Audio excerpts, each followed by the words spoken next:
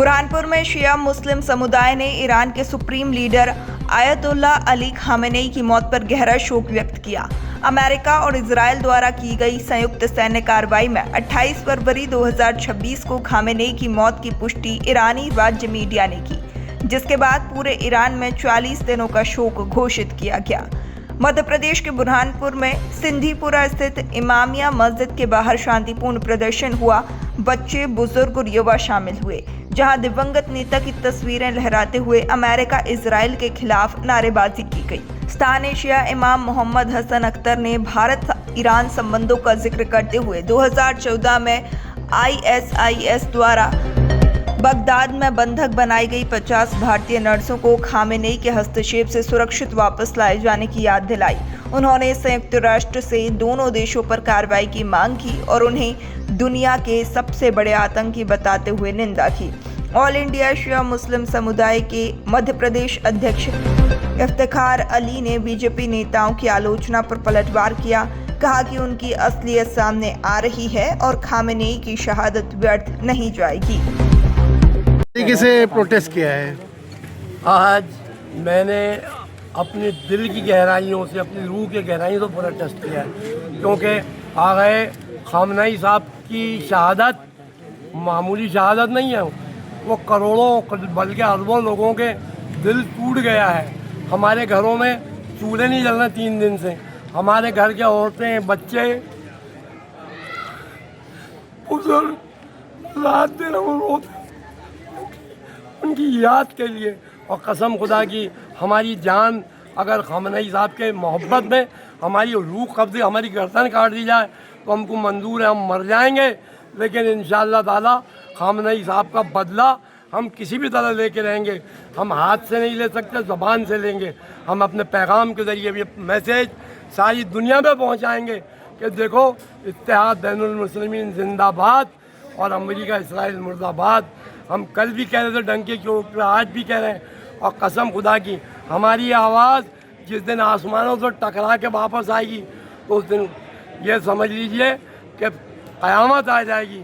उस दिन इनकलाब आएगा और ऐसा इनकलाब आएगा कि हक का बोलबाला होगा और झूठों का मुँह काला होगा। आपका नाम पूरा?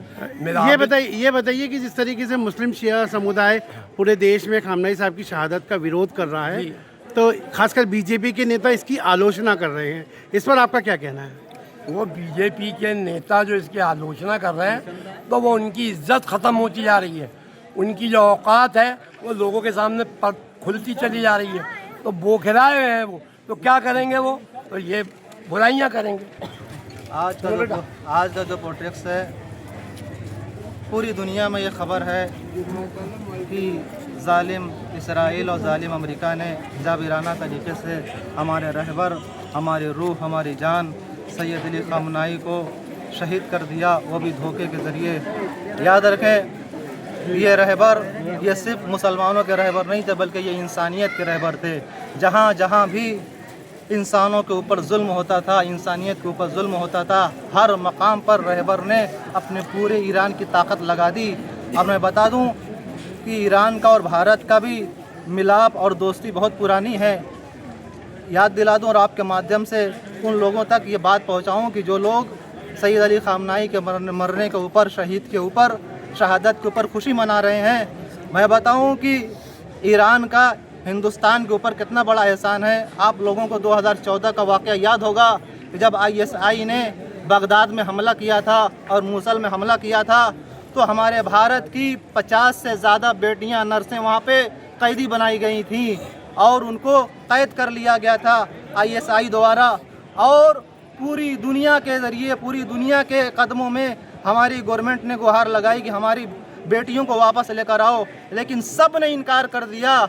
लेकिन वाहिद ऐसी ताकत थी सैयद अली खामेनेई की, उन्होंने अपने कमांडर सैयद सुलेमानी को, कासिम सुलेमानी को इजाज़त दी और सैयद कासिम सुलेमानी सिर्फ 40 कमांडर द्वारा और फौजी द्वारा अरबेल एयरपोर्ट पर फजर के वक्त उतरे और हमारी भारत की बेटियों को आज़ाद करके कुवैत के ज़रिए फिर हिंदुस्तान भेजा।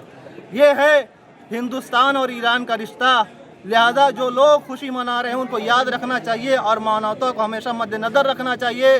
किसी भी इंसानियत के कत्ल के होने के ऊपर और इंसान के कत्ल के होने के ऊपर ख़ास तौर से जिसके दिल में हमदर्दी हो इंसानियत की, जिसके दिल में हमदर्दी हो मुसलमानों की, कभी उसका मजाक और उसके ऊपर हंसी नहीं उड़ाना चाहिए। यहाँ पर क्या विरोध प्रोटेस्ट किया, क्या था?